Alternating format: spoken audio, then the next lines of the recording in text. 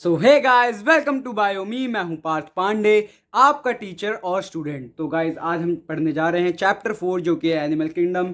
तो बिना time waste करे लेट्स बिगिन। तो गाइस, यहाँ पे पहला जो टॉपिक है वो है बेसिस ऑफ क्लासिफिकेशन। तो गाइस, बेसिस ऑफ क्लासिफिकेशन वही क्राइटेरिया है जिसके मुताबिक हम क्लासीफाई करते हैं एनिमल्स को।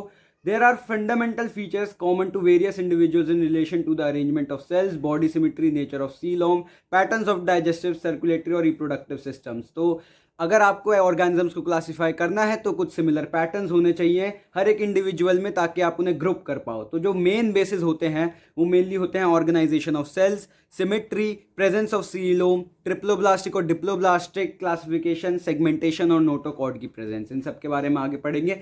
तो सबसे पहला आ जाता है ऑर्गेनाइजेशन ऑफ सेल्स। अब ऑर्गेनाइजेशन ऑफ सेल्स में हम ये देखते हैं कि उस ऑर्गेनिज्म के सेल्स कैसे डिवाइड हैं और उनका फंक्शंस कैसे डिवाइड है। तो अगर हम बात करते हैं एनिमल किंगडम की, तो गाइस सारे जो ऑर्गेनिजम्स हैं वो मल्टी सेल्यूलर होते हैं। इसलिए जो पहली कैटेगरी हमारे पास आ रही है वो है सेलुलर लेवल, जिसमें सेल्स लूजली अरेंज्ड होते हैं, कोई सिमिलर फंक्शन नहीं करते हैं। और उसके बाद जो अगला क्लासिफिकेशन का सिस्टम आता है, लेवल आता है, वो आता है टिश्यू लेवल। जब जो लूजली पैक्ड सेल्स थे अब वो एक सिमिलर काम कर रहे हों, सिनर्जेस्टिकली काम कर रहे हों, तो वो साथ में बना देते हैं टिश्यू। तो उसी को हम कहते हैं टिश्यू लेवल ऑफ ऑर्गेनाइजेशन। अगला आ जाता है अपने पास ऑर्गन लेवल ऑफ ऑर्गेनाइजेशन, जिसके पास जो सारे टिश्यूज एक साथ मिलकर काम करते हैं एक पर्टिकुलर फंक्शन प्रोवाइड करने के लिए। जैसे हमारे ईयर्स के जो टिश्यू हैं एक साथ काम कर रहे हैं, उसको हम बोलेंगे ऑर्गन लेवल। और जब बहुत सारे ऑर्गन्स एक साथ मिलके एक पर्टिकुलर काम कर रहे हैं उसे कहते हैं ऑर्गन सिस्टम। तो गाइज आगे आ जाते हैं ऑर्गन सिस्टम्स। ऑर्गन सिस्टम्स की आप अलग अलग कॉम्प्लेक्सिटीज देख सकते हो। जैसे कि फॉर एग्जांपल सर्कुलेटरी सिस्टम दो टाइप के होते हैं, एक होता है क्लोज टाइप, एक होता है ओपन टाइप। क्लोज टाइप में क्या होता है कि जो ब्लड होता है वो क्लोज्ड कैविटीज के अंदर फ्लो हो रहा होता है, और ओपन टाइप में ब्लड सीधा हार्ट से सेल्स और टिश्यूज के पास डायरेक्टली जाता है। कोई भी क्लोज कैविटीज नहीं होती है जहाँ पे ब्लो फ्लो कर सके, कोई भी पर्टिकुलर पाथ नहीं होता है। और अगर दूसरा एग्जांपल दूं मैं, प्लाटी हेलमेंथीज में इनकम्प्लीट डाइजेस्टिव सिस्टम होता है, जबकि इकाइनोडर्मेटा में कंप्लीट डाइजेस्टिव सिस्टम होता है। तो आगे आ जाते हैं सिमिट्री पे। अब दोस्तों, सिमिट्री तीन टाइप की हो सकती है। पहला तो एसिमेट्रिकल की कोई भी सिमिट्री नहीं है। दूसरा आ जाता है रेडियल सिमिट्री। रेडियल सिमिट्री के अंदर क्या होता है कि आप कोई भी प्लेन पकड़ोगे, जैसे ये एक ऑर्गेनिज्म है, आपने इसका ये फ्रंटल प्लेन पकड़ लिया, वर्टिकल प्लेन पकड़ लिया, हॉरिजॉन्टल प्लेन पकड़ लिया, कहीं से भी लाइन पास करोगे तो फिर वो ऑर्गेनिज्म दो हिस्सों में इक्वली डिवाइड हो जाएगा, सिमेट्रिकली डिवाइड हो जाएगा। अगला आ जाता है bilateral symmetry. Bilateral symmetry most advance symmetry होती है, जिसमें आप सिर्फ एक प्लेन से काटोगे तभी आपको दो इक्वल हाफ देखने को मिलेंगे, बाकी आपको अब इक्वल हाफ देखने को नहीं मिलेंगे। अगला आ जाता है criteria for classification is diploblastic and triploblastic. तो अब ये होता क्या है, तो बेसिकली गाइज ये है the number of germ layers an organism have. तो अगर उसके पास दो जर्म लेयर्स हैं, एक्टोडर्म और एंडोडर्म, और उसके पास मीजोडर्म की एब्सेंस है, तो उसे कहते हैं डिप्लोब्लास्टिक ऑर्गेनिजम्स। अब क्लियरली जो ऑर्गेनिजम्स मल्टी सेलुलर हैं, जो सेलुलर लेवल पे हैं, उनके पास इन दोनों में से ही कोई नहीं होगा, ना ही डिप्लोब्लास्टिक ना ही ट्रिप्लोब्लास्टिक, क्योंकि वो ऑर्गेनिज्म सिर्फ सेल्स के बेसिस पर अरेंज्ड हुआ है, उसने कोई टिश्यू नहीं बनाए हैं। तो जो एक्टोडर्म और एंडोडर्म है, अगर वो प्रेजेंट होते तो उस ऐसे टाइप के ऑर्गेनिज्म को कहते हैं डिप्लोब्लास्टिक ऑर्गेनिज्म। अब जब एक और लेयर आ जाती है बीच में एक्टोडर्म और एंडोडर्म के, उसे हम कहते हैं मीजोडर्म, और वैसा ऑर्गेनिज्म होता है ट्रिप्लोब्लास्टिक। अब डिप्लोब्लास्टिक ऑर्गेनिजम्स में ये बात करने वाली नोटिस है कि उनमें मीजोडर्म तो नहीं होता, मगर एक ज़रूर रहता है स्टेज जिसे हम कहते हैं मीजोग्लिया, जिससे ही मीजोडर्म का ओरिजिन हुआ है। तो आप यहाँ देख सकते हैं मीजोग्लिया इस इमेज में। अगला आ जाता है सीलोम। अब सीलोम क्या होता है, अब जैसा कि मैंने आपको बताया कि जो ट्रिप्लोब्लास्टिक ऑर्गेनिजम्स हैं उनके पास तीन जर्म लेयर होती हैं, एक्टोडर्म, मीजोडर्म और एंडोडर्म। अब कभी कभार क्या होता है कि मीजोडर्म और एंडोडर्म के बीच में एक कैविटी रहती है, तो ऐसे ऑर्गेनिजम्स को हम कहते हैं, या इस कैविटी को हम कहते हैं सीलोम। और ऐसे ऑर्गेनिज्म जिनके पास एक कैविटी है उन्हें हम कहते हैं सीलोमेट्स। जिन ऑर्गेनिज्म के पास ये कैविटी नहीं है, जिनके मीजोडर्म और एंडोडर्म जुड़े हुए हैं, उन्हें हम कहते हैं एसीलोमेट्स। और एक और टाइप के हमें सीलोमेट्स देखने को मिलते हैं, जिसमें जो मीजोडर्म है वो स्कैटर्ड पाउजेस के फॉर्म में स्कैटर्ड होती है, उसे हम कहते हैं स्यूडोसीलोमेट्स, मतलब कि फॉल्स सीलोम होता है। अब मैंने आपको बताया कि जो कैविटी है वो प्रेजेंट है मीजोडर्म और एंडोडर्म के बीच में। तो क्लियरली इससे ये भी पता चलता है कि डिप्लोब्लास्टिक ऑर्गेनिजम्स के पास सीलोम नहीं होगा और वो किसी भी कैटेगरी के अंडर फॉल नहीं करेंगे। अगला आ जाता है गाइस सेगमेंटेशन। अब सेगमेंटेशन क्या होता है, जब एक्सटर्नल बॉडी जो मॉर्फोलॉजिकल हमें बॉडी दिख रही है वो छोटे छोटे पार्ट्स में डिवाइडेड हो, छोटे छोटे सेगमेंट्स में डिवाइडेड हो, जिसे हम कहते हैं मेटामर्स।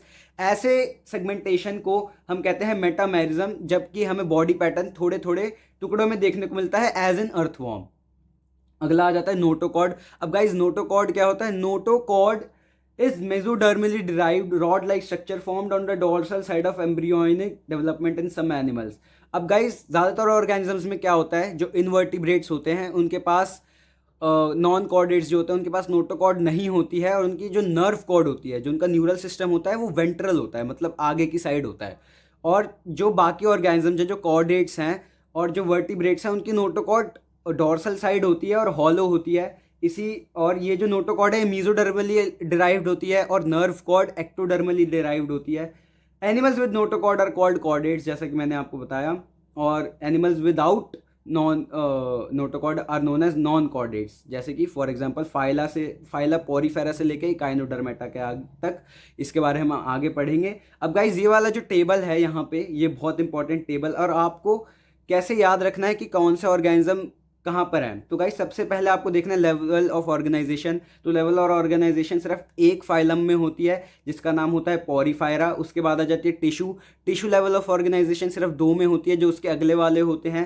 पहला होता है नाइडेरियंस, फिर अगला होता है टीनोफोरा। तो इन दोनों में टिश्यू लेवल होती है। फिर उसके बाद प्लैटीहेल्मिन्थेस से लेके कॉर्डेट्स तक सबके पास जो होती है वो होती है ऑर्गन या ऑर्गन सिस्टम लेवल। प्लैटीहेल्मिन्थेस के पास ऑर्गन होता है। फिर आप ये याद रख सकते हैं कि एस्केल हेलमिन्थेस के पास सबसे पहले डाइजेस्टिव सिस्टम आया था, सबसे पहला कोई सिस्टम आया था तो ऑर्गन सिस्टम। तो प्लैटीहेल्मिन्थेस के पास ये सिर्फ organ level of cell organisation, और एस्केल हेलमिन्थेस के पास से कॉर्डेट्स तक सबके पास है organ system level of organisation. और जैसे कि मैंने आपको बताया कि अगर उनके पास कोई सेलुलर जो हैं, जैसे कि पोरीफायरा जो है, अगर उनके पास सिर्फ सेल्स हैं तो वो एसिलोमेट होंगे, क्योंकि उनमें कोई भी डिप्लोब्लास्टिक और ट्रिप्लोब्लास्टिक का तो सवाल ही नहीं उठता क्योंकि सिर्फ सेल्स हैं। फिर अगले आ जाते हैं डिप्लोब्लास्टिक, जैसे कि मैंने आपको बताया था टिश्यू लेवल के।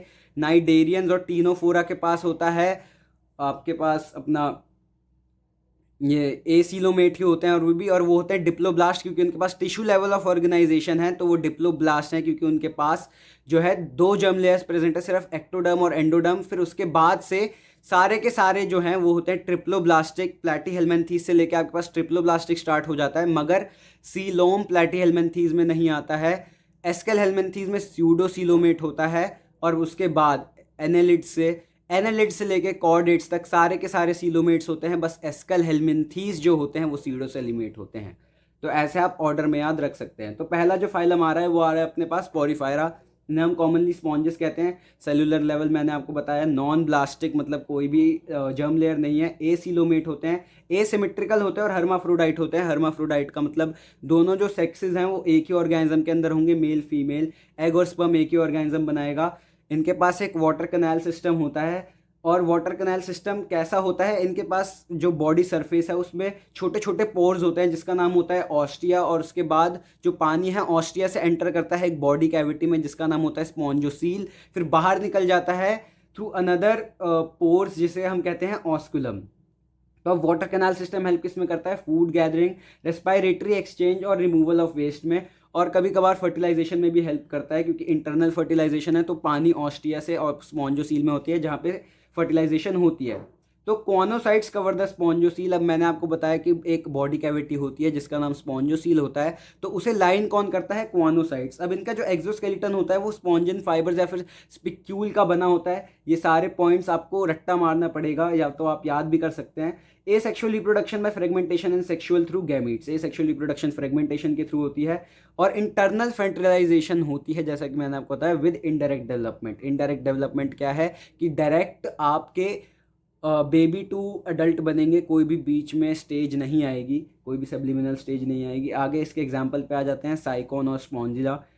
तो आगे अपने पास आ जाता है फाइलम सीलेंट्रेटा या फिर नाइडेरिया। इनका टिश्यू लेवल होता है जैसा कि मैंने आपको बताया कि पोरीफायरा या स्पॉन्जिस से अगले दो सेम होते हैं, टिश्यू लेवल होते हैं, डिप्लोब्लास्टिक होते हैं। डिप्लोब्लास्टिक है तो मीजोडर्म नहीं होगी, मीजोडर्म नहीं होगी तो मीजोडर्म और एंडोडर्म के बीच में स्पेस नहीं होगा, इसलिए सीलोम नहीं होगी, इसलिए एसिलोमेट। Radially symmetrical hermaphrodite. अब इनके पास होते हैं नाइडोब्लास्ट या फिर नाइडोसाइट्स, जिनके अंदर होते हैं निमैटोसिस्ट, जो कि प्रेजेंट होते हैं इनके टेंटिकल्स पे या बॉडी पे। अब ये जो नाइडोब्लास्ट है जिनके अंदर निमैटोसिस्ट है, ये क्या काम में आते हैं? एंकरेज करने के काम आते हैं, डिफेंस में काम आते हैं अगर कोई ऑर्गेनिज्म इन पर हमला कर दे, या फिर प्रे को कैप्चर करने के काम में आते हैं। अगला आ जाता है single gastrovascular opening known as hypostome. Hypostome होते हैं इनके अंदर, जिसके अंदर एक गैस्ट्रोवेस्कुलर ओपनिंग होती है। गैस्ट्रोवेस्कुलर मतलब गैस्ट्रिक मतलब कि अपने पेट से रिलेटेड, और वस्कुलर मतलब खाना और वाटर का एक्सचेंज के लिए। अगला आ जाता है skeleton compose of calcium carbonate. उनका जैसे एक्सोस्केलेटन स्पिक्यूल्स का बना था, इनका कैल्शियम कार्बोनेट का बनाता है। इनके दो बॉडी फॉर्म्स होते हैं, पहला होता है पॉलिप, दूसरा होता है मेड्यूसा। पॉलिप हिल नहीं सकता है, सेसाइल होता है और सिलेंड्रिकल होता है, फॉर एग्जांपल हाइड्रोडैम्सिया। और मेड्यूसा जो होता है वो फ्री स्विमिंग अम्ब्रेला शेप्ड का होता है, फॉर एग्जांपल जेलीफिश, बहुत कॉमन एग्जांपल। अगला आ जाता है कि कुछ नाइडेरियंस में दोनों फॉर्म होती है, पॉलिप भी मेड्यूसा भी। इस फिनोमिना को हम कहते हैं मेटाजेनेसिस। जैसे और ये रिप्रोड्यूस कैसे करते हैं? पॉलिप एसेक्सुअली रिप्रोड्यूस करके बनाता है मेड्यूसा, और मेड्यूसा सेक्सुअली रिप्रोड्यूस करके बनाती है पॉलिप। तो इसका एग्जांपल क्या आ गया? ओबिलिया। तो यहाँ पे आपको एग्जांपल दे रखे हैं फिसेलिया, जिसे पोर्चुगीज मैन ऑफ वॉर कहते हैं, डैम्सिया, सियानिमोन, गॉर्गिया, मीनड्रिना। तो मैं नीट वाले भाइयों को ये बताना चाहूँगा कि इनके जो कॉमन नेम है और साइंटिफिक नेम है वो दोनों याद करने हैं, क्योंकि उनके मैचिंग के लिए आ जाता है। अगला आ जाता है फाइलम टीनोफोरा। इन्हें सी वॉलनट या फिर कॉम जेलीस कहते हैं, और ये सिमिलर होते हैं लगभग नाइडेरियंस के। इनके पास भी टिश्यू लेवल है, डिप्लोब्लास्ट है, एसिलोमेट है, रेडियली सिमेट्रिकल है और हर्माफ्रोडाइट है। ये एक्सक्लूसिवली मरीन होते हैं। Presence of 8 external rose of ciliated कॉम्प्लेट्स help in locomotion. इनके पास 8 सीलिएटेड मतलब जिनमें सीलिया लगा हो कॉम्ब प्लेट्स होती हैं, जिसकी मदद से ये लोकोमोशन कर पाते हैं। और इनके पास प्रॉपर्टी होती है बायोल्यूमिनेसेंस की। बायोल्यूमिनेसेंस क्या होता है कि जब आप लाइट एमिट कर सकते हो खुद से, जैसे कि आपने झिंगूर देखा होगा, वैसी प्रॉपर्टी टीनोफोरा के पास होती है। फर्टिलाइजेशन एक्सटर्नल होती है, नाइडेरियंस में भी फर्टिलाइजेशन एक्सटर्नल होती है, और डेवलपमेंट इनडायरेक्ट होती है। तो यहाँ पे एग्जांपल्स दे रखे हैं प्लूरोब्रैकी और टीनोप्लाना। अगला आ जाता है प्लैटीहेलमिंथीज। इन्हें हम फ्लैट वॉर्म्स कहते हैं। फ्लैट वॉर्म्स क्यों होते हैं? क्योंकि इनकी डॉर्सोवेंट्रली फ्लैटेंड बॉडी होती है। अब ये ऐसे ऑर्गेनिज्म है जो थोड़ा स्टेप अप करते हैं, ऑर्गन लेवल ऑफ ऑर्गेनिज्म होता है। ट्रिप्लोब्लास्टिक एसीलोमेट, इकलौते ऐसे ऑर्गेनिजम्स हैं जो कि ट्रिप्लोब्लास्टिक है। 3 जर्म लेयर्स हैं मगर कोई सीलोम नहीं है, इसलिए आगे आ जाते हैं बायलेटरल सिमेट्री होती है, हर्माफ्रोडाइट होते हैं। और ये ज़्यादातर पैरासाइट्स होते हैं, इसलिए इनके पास हुक्स और सकर्स होते हैं ताकि अपने होस्ट पे अटैच हो सके, और डायरेक्टली एब्जॉर्ब करते हैं न्यूट्रिशन फ्रॉम द होस्ट। आगे आ जाते हैं कि इनके पास स्पेशलाइज्ड सेल्स होते हैं जिनका नाम होता है फ्लेम सेल्स, जो कि ऑस्मो रेगुलेशन या एक्सक्रीशन में काम करते हैं। आप इन्हें इनकी किडनी भी समझ सकते हैं। तो प्लैटीहेलमिंथीज की जो किडनी है वो है फ्लेम सेल्स। अगला आ जाता है फर्टिलाइजेशन जो है वो इंटरनल होता है, और डायरेक्ट डेवलपमेंट इनडायरेक्ट होती है। Some members like planaria have high regeneration capability. Planaria के पास हाई रीजनरेशन कैपेबिलिटी है, मतलब आप उसे ये टुकड़े टुकड़े भी कर दोगे तब भी वो पूरा ऑर्गेनिज्म दोबारा से बन जाएगा। For example tape warm, Taenia या फेसियोला, लीवर फ्लूक जिसे कहते हैं। आगे आ जाते हैं एस्केलेंथिस के। तो इसके पास organ system level of organisation होती है, क्योंकि इसके पास सबसे पहला ऑर्गन सिस्टम आया था जो कि था digestive system. First digestive system था इनके पास। ट्रिप्लोब्लास्टिक होते हैं, और एक लौता ऐसा ऑर्गेनिज्म जो कि ट्रिप्लोब्लास्टिक है। और इनका जो सीलोम है, जो मीजोडर्म और एंडोडर्म के बीच में जो कैविटी है, वो मीजोडर्म पाउचेस के फॉर्म में स्कैटर्ड है, इसलिए स्यूडोसीलोमेट्स हैं। अगला है बायलेटरल सिमेट्री है इनकी। डायोशियस होते हैं कि फीमेल और मेल अलग अलग होंगे, अलग अलग प्राणी पे पाए जाएंगे। इनका जो डाइजेस्टिव सिस्टम होता है वो एलिमेंट्री कनाल कंप्लीट होती है, जिनका मुंह रिप्रेजेंटेड होता है थ्रू मस्कुलर फेरिंग्स। और इनकी जो एक्सक्रीटरी ट्यूब होती है वो होती है एक्सक्रीटरी पोर, जो सामान है सारा बाहर जाता है एक्सक्रीटरी पोर से। अगला आ जाता है fertilisation is internal and direct development. Internal fertilisation होती है और डायरेक्ट डेवलपमेंट होती है। कोई भी स्टेज बीच में नहीं आता है। इनडायरेक्ट डेवलपमेंट में बीच में बहुत सारी स्टेजेस आती हैं। तो इसके एग्जांपल आ जाता है एस्कैरिस राउंडवॉर्म, ये एस्कैरियसिस डिजीज कॉज करता है ह्यूमंस में। वूशेरिया फिलेरियल वॉर्म, ये फिलेरिया कॉज करता है ह्यूमन में। एनसाइक्लोस्टोमा।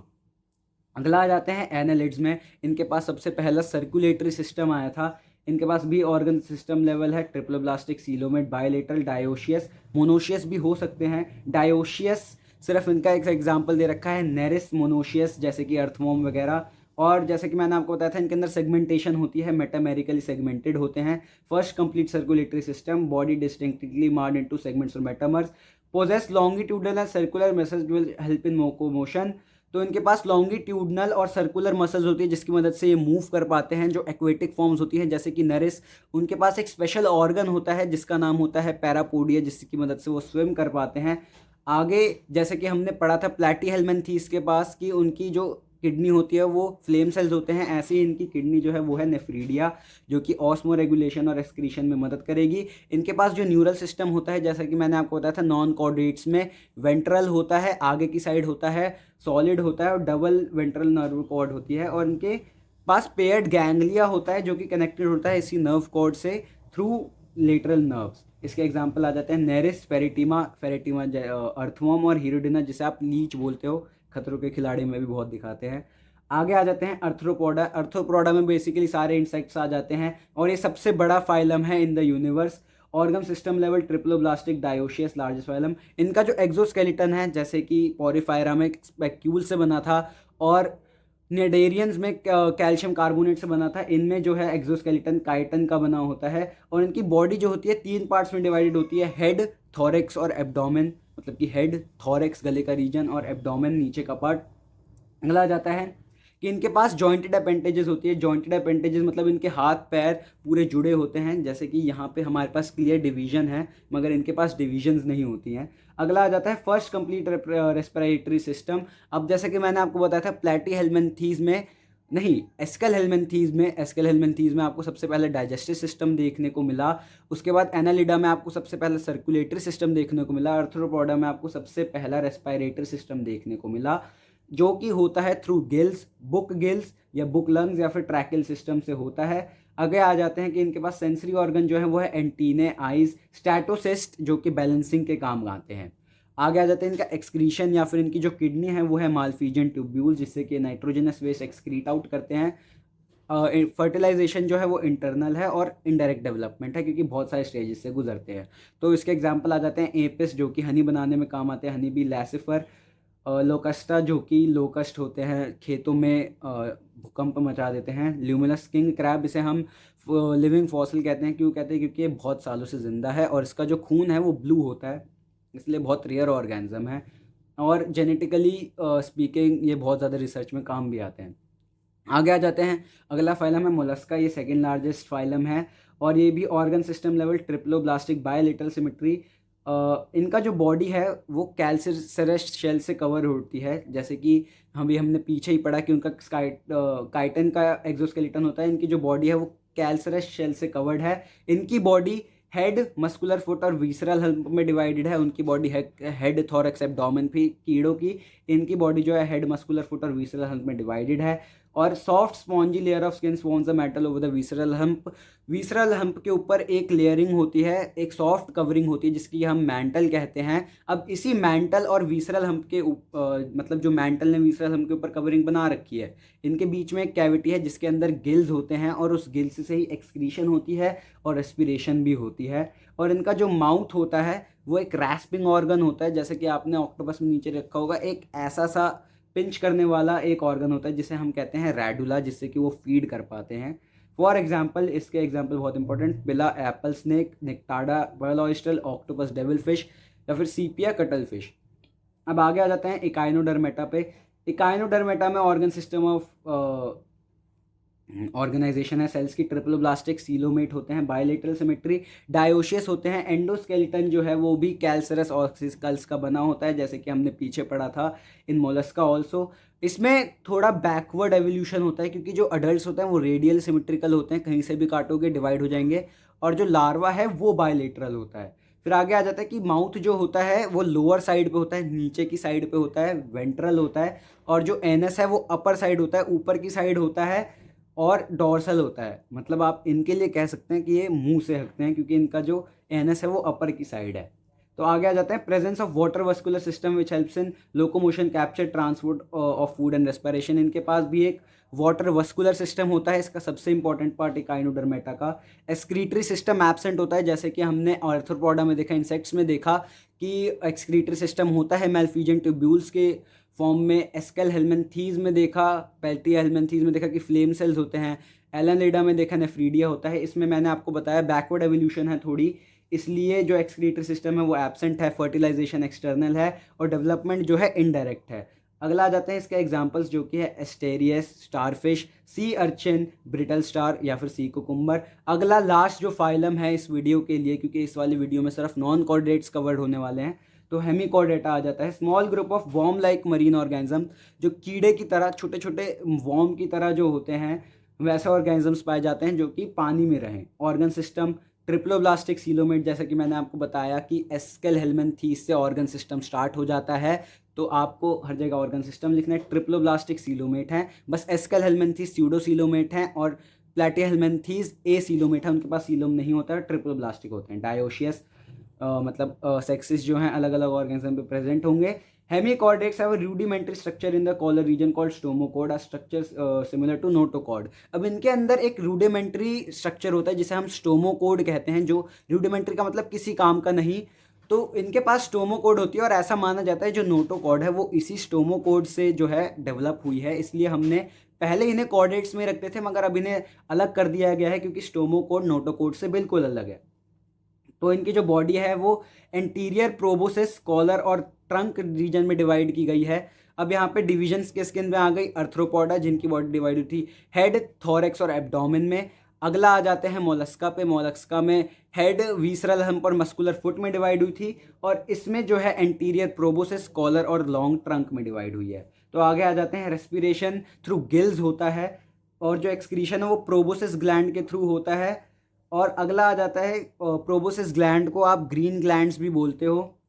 आगे आ जाता है कि जो फर्टिलाइजेशन है वो एक्सटर्नल है और इनडायरेक्ट डेवलपमेंट है। इसके एग्जांपल्स होते हैं बेलानोग्लोसस, सैकोग्लोसस। तो guys that's for it for the video. Thank you for watching. Like share subscribe जो करना है कर देना। और इस वाले चैप्टर के लिए गाइज मैं आपको यही एडवाइस देना चाहूँगा कि आप जितना रट सकते हो उतना रट लेना, क्योंकि एग्जाम्पल्स तो इसमें रटने ही वाले हैं। और बाकी इसमें आप एक सीरीज से चलो कि जैसे जैसे इवोल्यूशन हो रहा है चीज़ें आ रही हैं। जैसे कि सबसे पहला जो डाइजेस्टिव सिस्टम है एस्कल में आया, उसके बाद जो है सबसे पहला सर्कुलेटरी सिस्टम एनालिडा में आया और सबसे पहला जो रेस्पिरेटरी सिस्टम है वो अर्थ्रोपोडा में आया। तो ये तीनों सीक्वेंस में है, तो पीछे वाला कुछ नहीं मिटेगा, पीछे वाला सिर्फ इकाइनोडर्मेटा में मिटता है, वो है एक्सक्रीटरी सिस्टम मिट जाता है इकाइनोडर्मेटा में। तो अगर आप इसे सीरीज़ में लेके चलोगे तो आपके लिए सही रहेगा, क्योंकि जो सेलुलर ऑर्गेनाइजेशन है वो भी सीरीज़ में बढ़ रही है। जैसे कि पोरीफेरा में सेलुलर ऑर्गेनाइजेशन थी और उसके बाद जो नाइडेरियंस और टीनोफोरा थे उसमें टिश्यू लेवल आ गई, फिर बाकी सब में प्लेटीहेलमिन्थीज में ऑर्गन आ गई, फिर बाकी सब में ऑर्गन सिस्टम आ गई। तो guys that's it for the video. आप इसी सीरीज़ में इसे याद करना तो ज़्यादा इजी रहेगा। Thank you for watching. मिलते हैं दूसरी वीडियो में जो कि है कॉर्डेट्स वाला पार्ट इसी चैप्टर का। Thank you.